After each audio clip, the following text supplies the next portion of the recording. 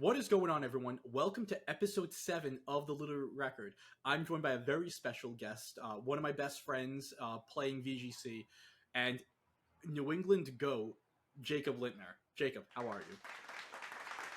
I'm doing a whole lot better after being introduced as one of the New England goats. I think that's very, very high praise for You how strong are. the region is. But I mean, hey, there's a reason I'm here, I guess. You know, we have a lot of goats. There are a lot of them.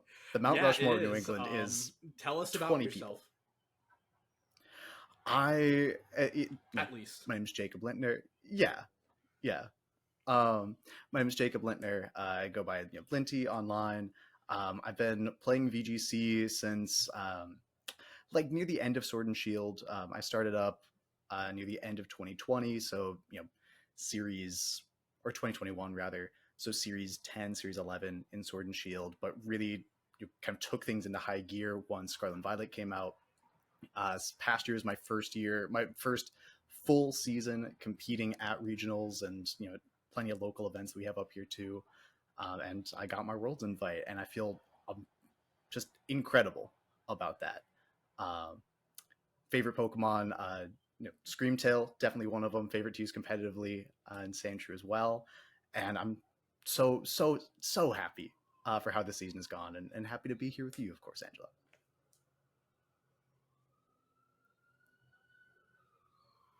Yeah, well, I'm happy to have you as well. And usually we go through a list of questions and stuff. It was very relatively structured with Chalky, but this go around, I think it's just best for our vibes that we just do the casual conversation. And I'm going to start you and the listeners off. I'm going to paint a picture. And myself, we're driving back from NAIC. We just dropped Nishant off at the train station in upstate New York, or upish state New York, and the two of us are talking about how this is our year. We're going in and we can do this. NAIC was not great for us, but everything else from that point forward was going to be nothing but amazing. I then didn't realize that planning a wedding is very, very, very, very, very time intensive.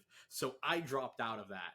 You, on the other hand, as you already said, you went all in. You made Worlds in your first season, and we're just going to start off with yeah, that like summer, the beginning of the season, and we're just going to tell the story this season. So take it away. Let's start out in let's start in Pittsburgh. That's such a long story to tell. But I think even before Pittsburgh, in back in that car ride We can do was the Cliff Notes that. version.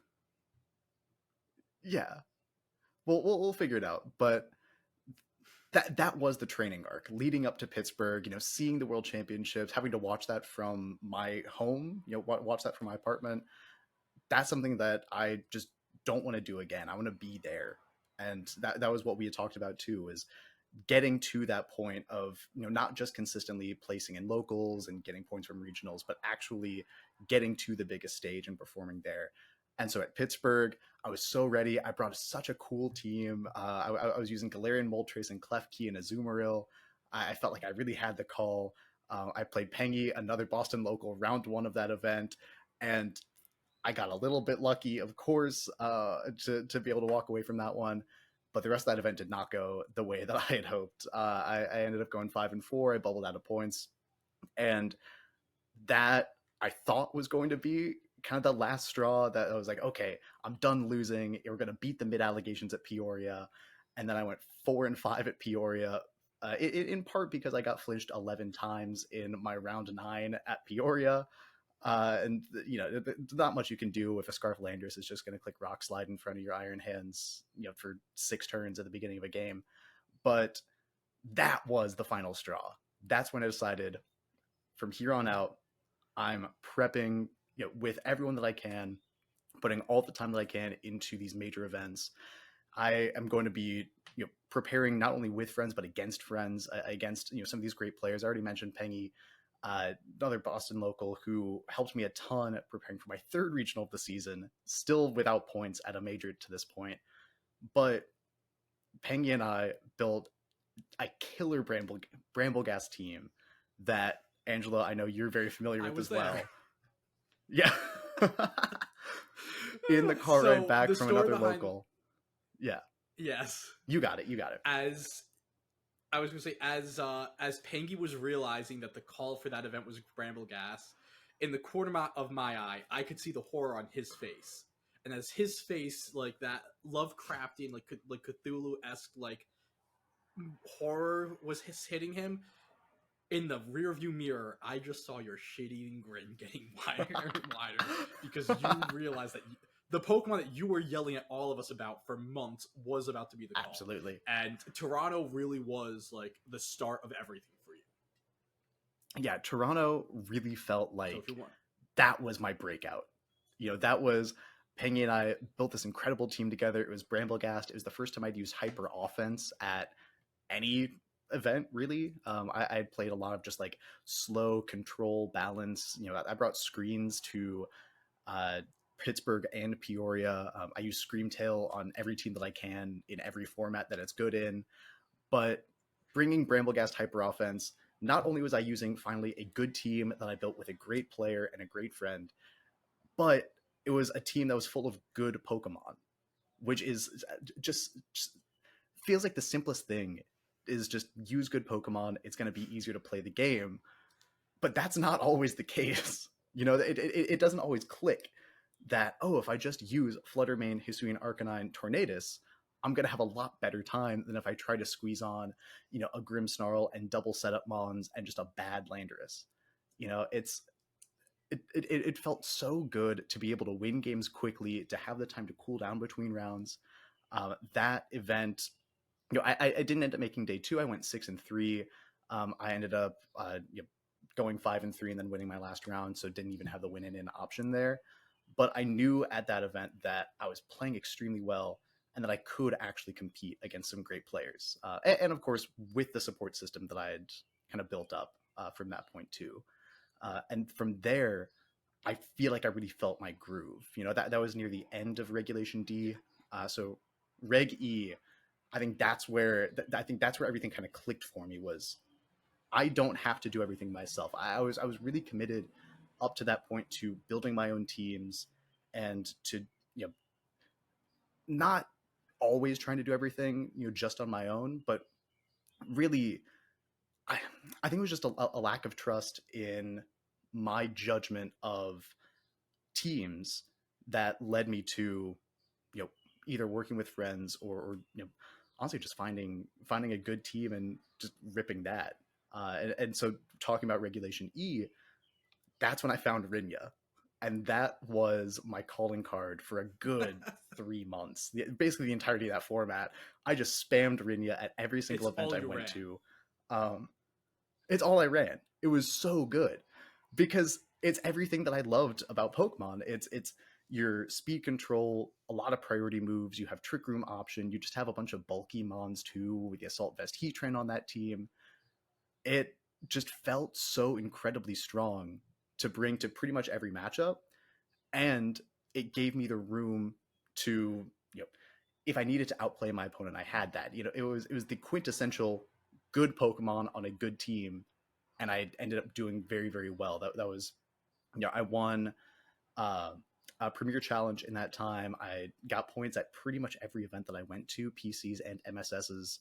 I didn't go to any regionals in Regulation E, which felt like a little bit of a missed opportunity. After San Antonio rolled around and Rinya, I think 2 or 3 made day two of that event as well. But that was a team that I loved, and really made me fall back in love with the game of Pokemon after I felt pretty frustrated after my first 3 regionals. Even going 6-3 at Toronto, I only finished in top 256 because my resistance was so bad. So 3 regionals, getting 30 points, where by the end of Regulation E, I think I had somewhere in the neighborhood of 125, 150 points just from locals, because there are so many in Massachusetts and in New England, and Rinya just clicked so much. I ended up getting a few other people to run Rinya by the end of that format, and my friend Chris, shout out Chris, of course, who picked up Rinya just for fun because he was looking for an extra team, and got his first top cut of an event in New England using that team the first time he used it 3 days after picking it up. Like, it just felt so good. And so having kind of that staple really propelled me into working more, especially in Regulation F, on just trying to find one idea or one concept that like really really vibed with me. Um, I it took a little bit of time. I really wanted to go back to Screamtail. I thought, oh, with all the setup in the format, it's going to be so strong. I just want to play balance, whatever, or I want to play control. But then I found another great balance team, and that was kind of the point of the season that I felt that I actually had a shot at making worlds. Up to that, up to about March, things felt kind of wishy washy. I think I was sitting around like 200 points. We were just kind of like cruising along. I got top 256 at Charlotte as well, so a couple more points at a major there using Gouging Fire, another one of my goats, one of my favorite Pokemon to use too. But it really was in the preparation up to Orlando that the Orlando Regional Championships that I found my sweet spot.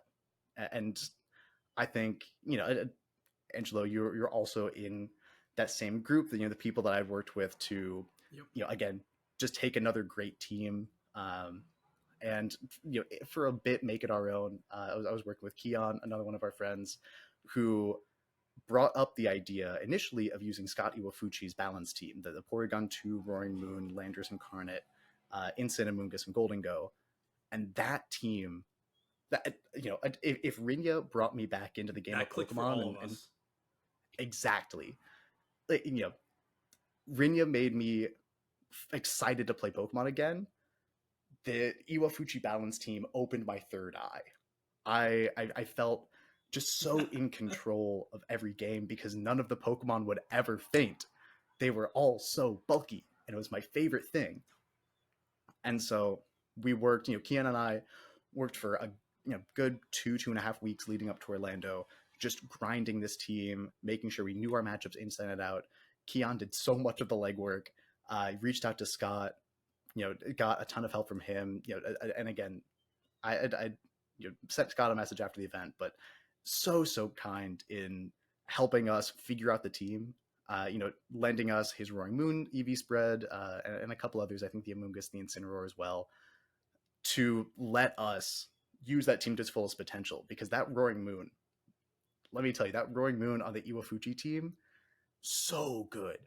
It's incredible what that Pokemon can do, and there's a reason why Roaring Moon was the Pokemon that got the third most championship points with this season, because it fits on balance so well, and on the Iwafuchi team, it's incredible. So I was able to, practice again with an established, known, great team leading up to Orlando.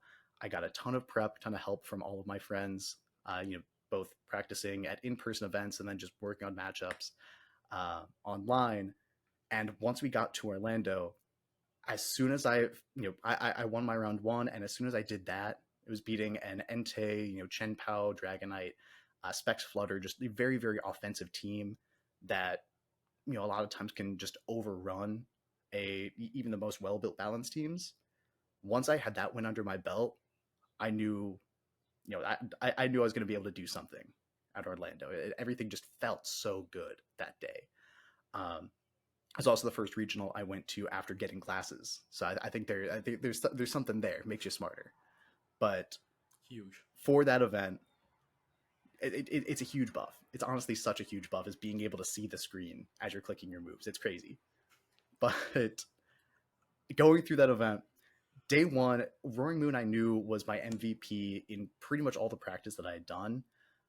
I brought it to, I think, 3 games in all of day one of Orlando. I was really, really relying on my Golden Go, on getting set up. That team is, it's similar to how Rinya wins games. The Rinya team wins games by just clicking, extreme speed, sucker punch, scarf surging strikes as much as possible. The Iwafuchi balance team wins games by clicking fake out, spore, parting shot, rage powder, U-turn, just every single pivot move, every single support move in the game, and it is truly my favorite thing. I can't express how much I love just clicking fake out parting shot. It's it's such an easy game if all of your attacks that you're taking are because your opponents are at -1 because of a parting shot. Oh, and also the Porygon 2 that comes in is doubly bulky because of Eviolite. And nothing faints. And so you can just keep cycling around everything. The Golden Go on that team was so bulky. And getting the recovery from the Pollen Puffs and just setting up nasty plots and taking KOs. It was incredible just going throughout that day and just feeling, I really don't remember a ton of my games kind of individually, which is a little bit weird for me at least. I have such like a strong memory of a lot of the games that I play, but day one of Orlando, I feel like I just entered kind of a fugue state. I was just so locked in. I ended up going 7-2 on that day. My two losses were to Aaron Brock running another Corviknight team, and I just had no answers to it. And I lost to a Raging Bolt balance. That just I I had beaten the other Raging Bolt, Calm Mind leftovers team that I played that day, but this guy just played it super well. Also made day two, um, and my one win was the game that went to timer in that set. So it just becomes very difficult to kind of grind those matches throughout the entirety of that day. But winning my first win in, making it onto day two, and immediately I am thrust into not some of, but the strongest competition that I've ever faced against. And of course, being from New England, that's saying a lot because our region is just so stacked. But I played, I think throughout the course of my day two with 6 rounds, four if not five of those players are also going to Worlds in August. I know. I played Javier Nain, who ended up going, I think, top 16, if not top 8, at the special event that was the week after that one. And it was just the level of competition going up so much forced me to kind of adjust the way that I'm playing this team. And that's the one thing that I have to give so much credit to Scott for building it, is that team is just so versatile in everything that it does.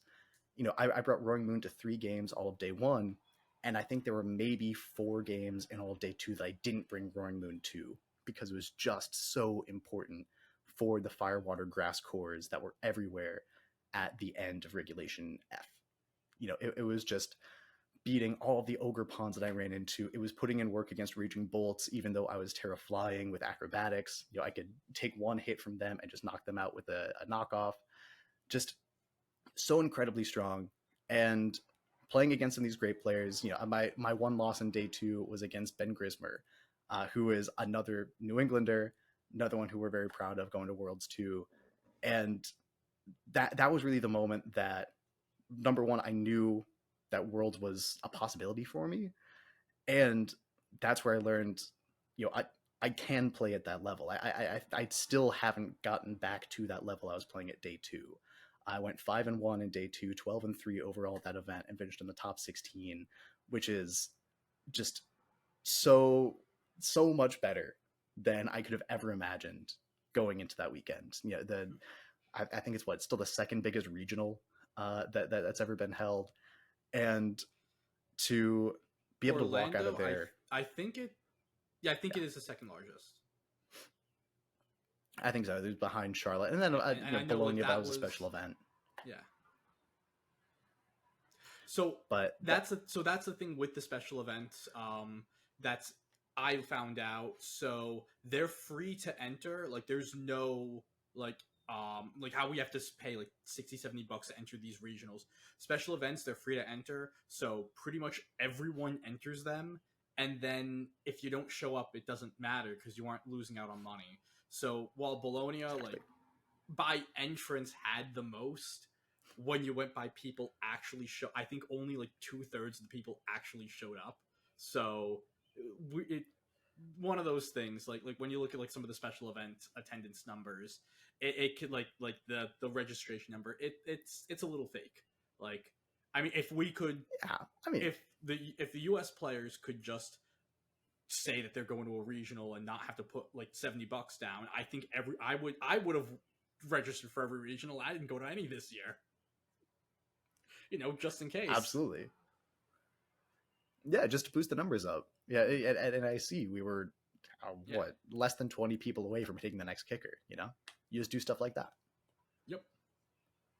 Exactly. But So we're going to but try to yes, round up. Going back to post Orlando, I believe you were at like 350, 360 ish points. You were definitely in range, and you had two more regionals to go to.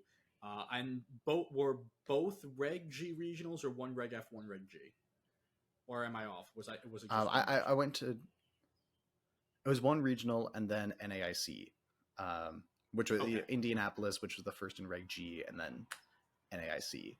So Orlando really was not the end of Regulation F. There were still a couple of locals that I was able to get points at after that, but that was the kind of end of my favorite formats, which regional decks, relatively lower power levels, and then we get into Regulation G, which now introducing single restricted, and I at that point, by the time Regulation G had started, I was sitting at um, what it was 450, I think 454 maybe.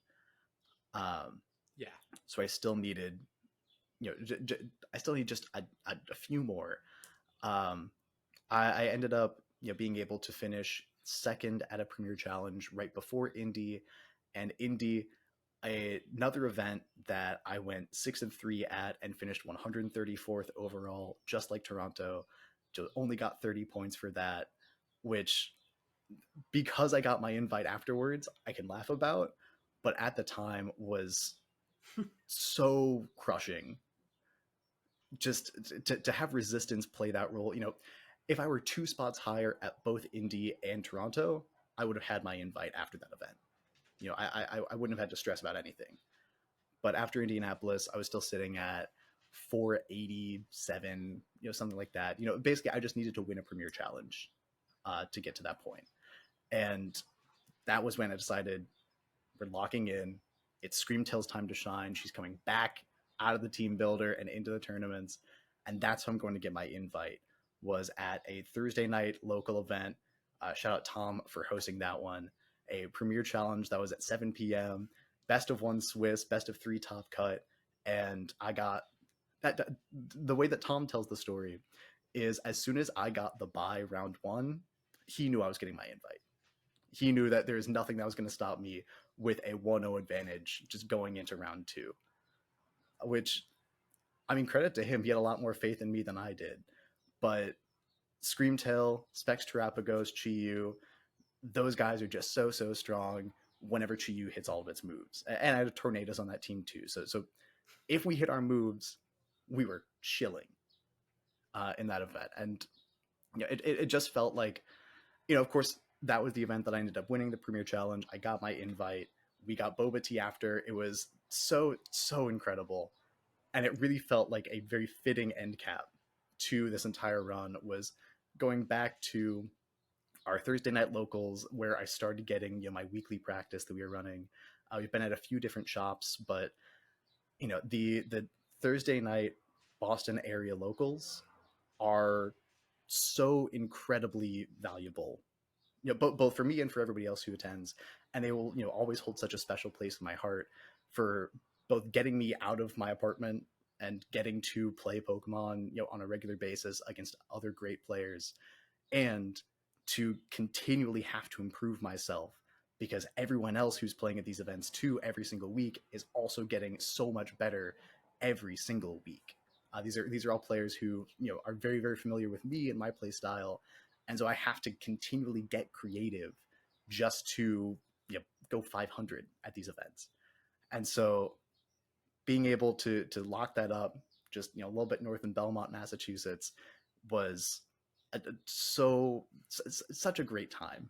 And with Screamtail on my side, got the invite, let me just enjoy NAIC, cheer on Sam Pletcher, another great friend who got his invite at NAIC, finished 35th overall.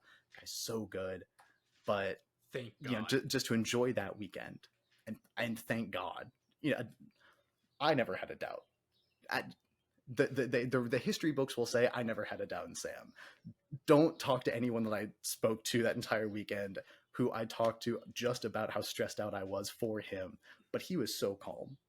It was such a fun weekend, and that, you know, it's a little bit bittersweet that that's the last major before Worlds, but knowing that I'm going to see, I don't know, about 20 New Englanders at Worlds 2 is, I yeah, just gonna be incredible. It's gonna be so much fun. Yeah, and really, it was I was able to live the season vicariously through you and the rest of the New Englanders, and specifically like Chris and I would pretty much every single regional. One of us was always on Jacob watch. It was refreshing. Okay, how's Jacob doing? How's Jacob doing? Where's it at? And at the start of the season, it was, as you said, it was a little rough. Like seeing we knew the work you were putting in, and seeing that Pittsburgh and Peoria didn't go as well.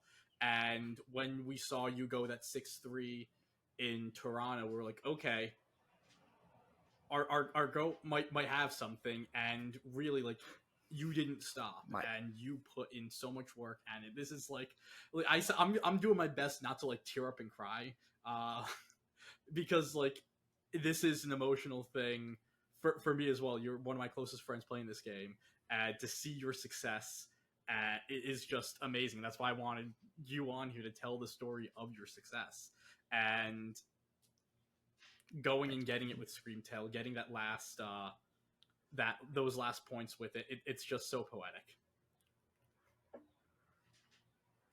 Absolutely, and it's to be able to share that's the biggest thing that I, just need to stress about the entire season is I, when I was doing everything by myself, that's when I was bad, and I'm still not great, but it's because of you and all of our other friends and everyone that I've met playing VGC who has, helped me and gotten me, to just be better, to use better teams. We are not operating, man is not an island. I think is the old saying. No. You have to have that strong support system.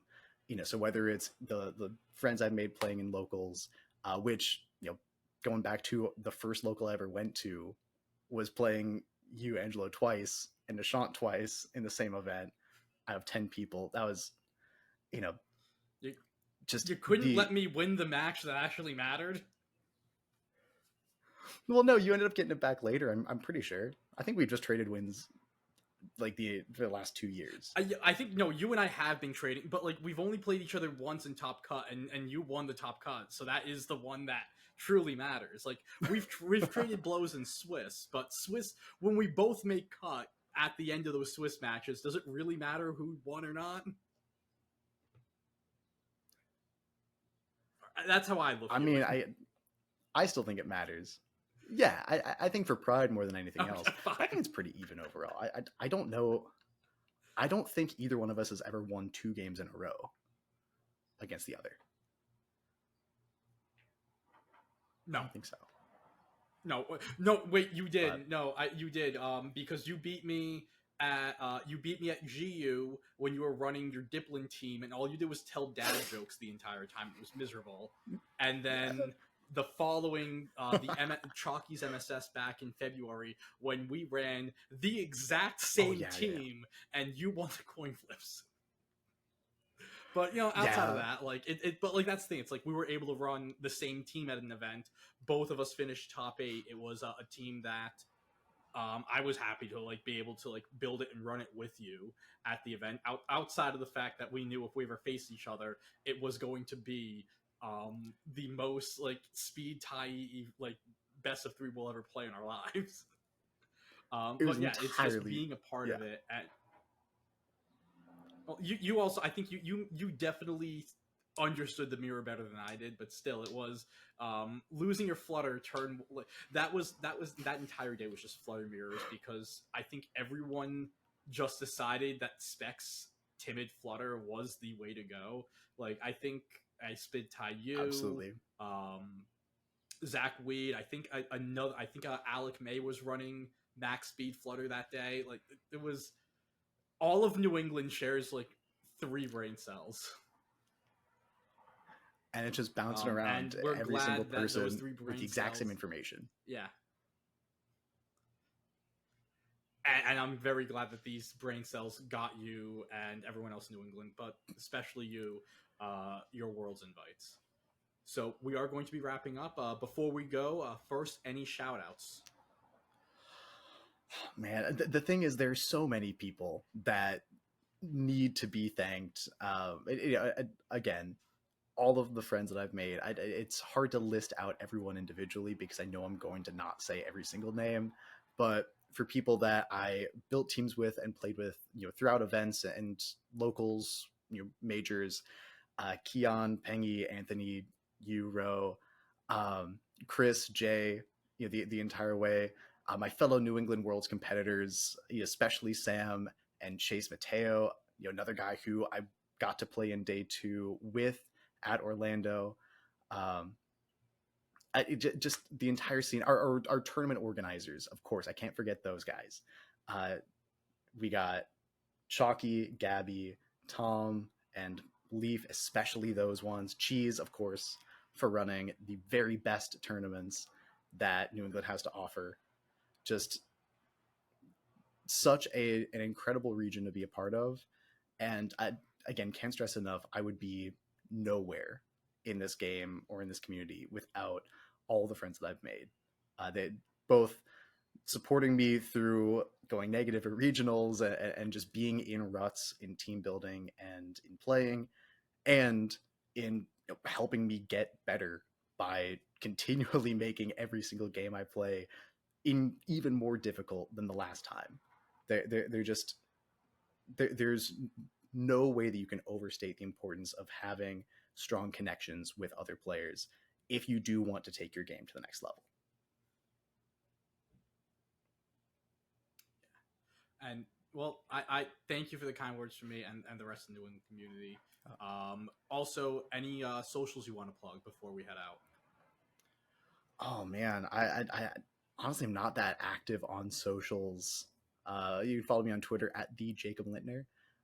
It's pretty good. You can go see the little trophy I just won at the Cheese League Pokemon Stadium 2 mini game event that at time of recording was yesterday. That's what I'm most proud of. Worlds, cool. I get to go to Hawaii, but this little trophy back here, winning the mini games. I only got to play Egg Emergency twice throughout that entire day, but we still got the dub. That was the important part. But yeah, that's really the only one I use until I start, making videos or streaming again. If I ever get too bored playing this game. Well, hopefully you don't get too bored. We always love happening with our community. And you can find us on our socials at LR Lessons on Twitter. You can find us, of course, on our YouTube page where you are watching this. Watch our other amazing videos. We have 2 draft leagues from Jay. We have Carter's Genlock scripted Nuzlocke series, and Carter has also a little bit of an announcement. Carter's also taking place in the Inkay games, so he will have a lot of fun matches, VGC based games doing that. So tune into that as well, along with our weekly podcast that comes out every Monday.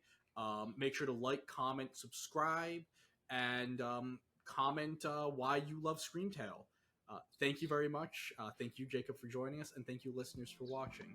Have a lovely day, everyone.